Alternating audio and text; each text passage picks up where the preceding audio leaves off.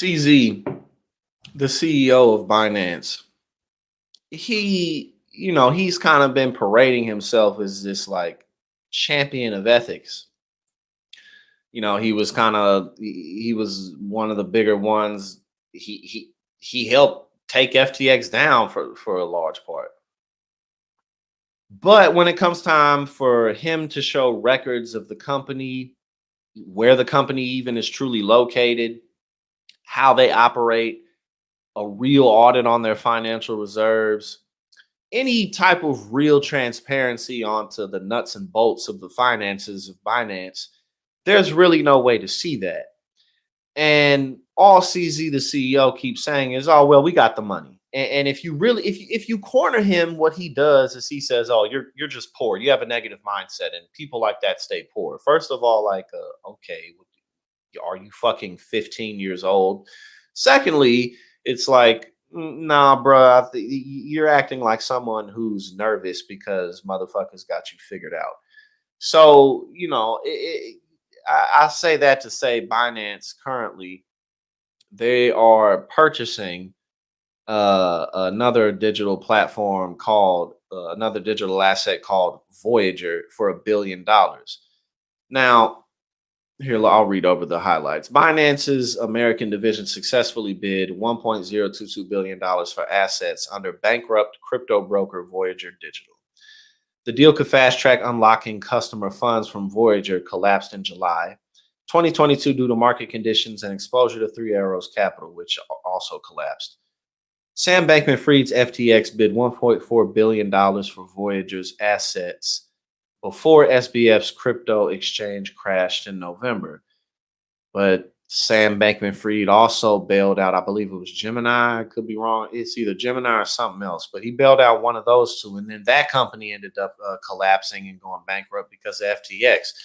So the bigger question is just like, how is Binance purchasing? How is Binance making billion-dollar company acquisitions, but they won't show their finances? And again, the issue with this is that how they make money is gambling what's looking like, because you ain't showing how you're really making money. How they're profiting, and this is how FTX profits. This is how any of these crypto exchanges have made a profit, or the coins. Well, the coins are more just pump and dump schemes, but the exchange platforms is they end up gambling with people's coins, or they end up doing some type of basically printing fraud operation where they're not deleting coins that they should delete, or they let people, they give people loans, or they deal with loans even though they're not registered as banking financial institutions. They're dealing with loans. They're giving people loans who wouldn't otherwise qualify for loans at a real bank, which is problematic. Love it or hate it, it really is problematic. Everyone shouldn't be able to get a loan. Like, we should extend access to people who can get loans, but it shouldn't just be like, oh, well, anyone can get a loan. Like, nah.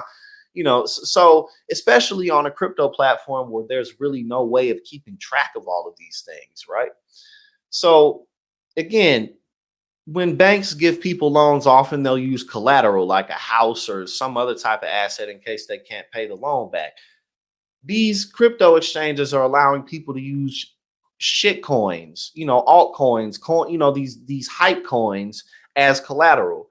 So you're giving people loans and your collateral is a worthless coin. And then when it collapses, there's no way that can't negatively impact the platform at large.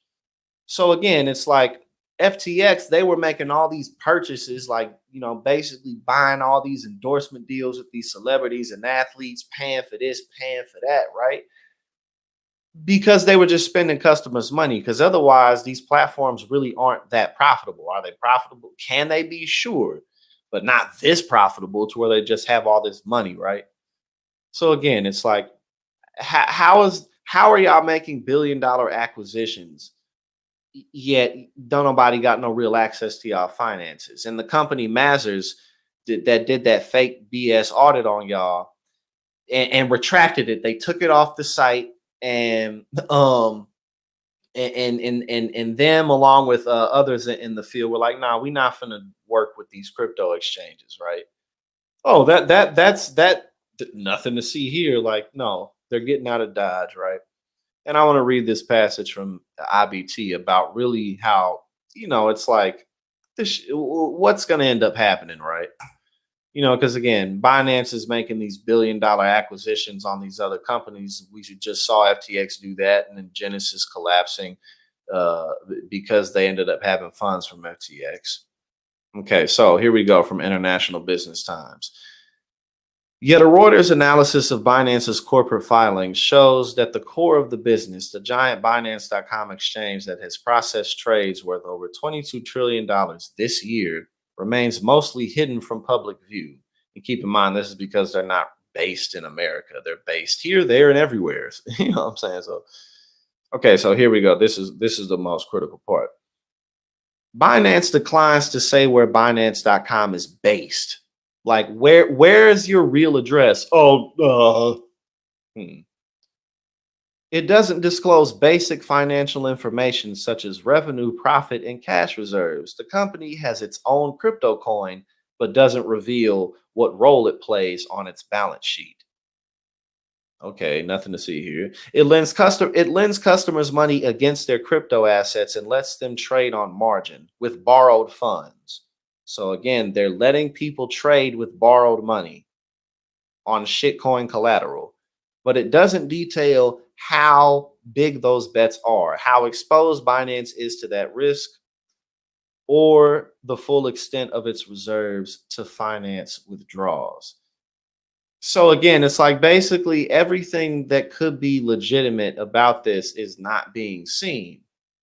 And again, Coinbase, which is based in the United States, which is on the New York Stock Exchange, they're heavily regulated. Every month they have to show this, and this. So again, the likelihood of them committing this type of fraud is much less. And actually, the truth is that financial crime, there's different types of crime, obviously, but white collar crime like this, like banking crime, credit fraud, different types of financial fraud happens more when trust in society is higher, not when it's lower, which is, everything can't be perfect.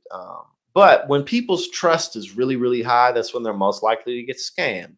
That's when they're most likely to get cheated because you're less likely to question. You trust that, that's how institutions like Wells Fargo, Lehman Brothers that's out of business now, and a lot of the other banks that are still in business, that's how they were able to get away with do what they did that led up to the 2008 housing crisis and in the worldwide recession. Because people trusted that everything was going well. So they just decided to do fraudulent things. But that's why it's important. But again, CZ, it'll just be interesting to see how this plays out, because it's like this, Binance won't even reveal where it's actually based, where it's actually located. Like, come on, man. that's and again, on top of all the other things that I just read you, it's just like, it's not like little sneaky fraud that, it's like, fuck you, suck my dick, eat my ass. It is a fraud buffet. That is the type of fraud shit that is going on in the crypto market. And again, that's why it goes back to, and again, I know that was a little outrageous, but that's how outrageous the damn scamming is in the crypto market. It's like, it's insane. So I just thought that was interesting. And again, the approach moving forward, it's like all these shit coins are going to have to go somehow, or there's going to be regulations put in place to where these constant shit coins, it's going to be harder to start them. And then again, these platforms will just keep collapsing one after another. And then now it's like, oh, Binance that won't show its reserves. Oh, but we're making $1 billion purchase on another company. Like, oh, okay. With what money? You could make this real easy on yourself and just do a real audit and show your reserves, but you're not doing that. And the only real logical reason on why you're not doing that, and why you're always hesitant, well, not hesitant, but resistant and aggressive against auditing, is because you're hiding something. There is no other good reason why that would be the case. Your company's not too complicated. Regular everyday companies that deal in real products and real assets and not digital coins can be and often are way more complicated in terms of their logistics and how they work and all of that than fucking Binance. Cryptocurrency is not as difficult to understand as these people want you to think it is. These motherfuckers want you to think that it's really complicated so that you trust them. You know what I'm saying? That's really it. Just trust me to think about it. That's all it is. So